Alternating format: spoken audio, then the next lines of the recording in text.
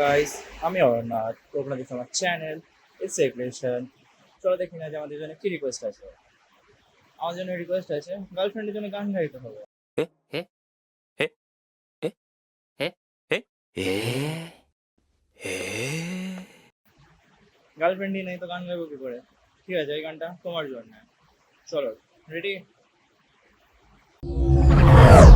এটা বলবো কার, দেখো লিখছে কে, ভুলে অন্ধকার, আলো শিখছে কে, কিছু আবদারের জানি নেই মানে, তোর সঙ্গে আজ আমাকে এগিয়ে দে,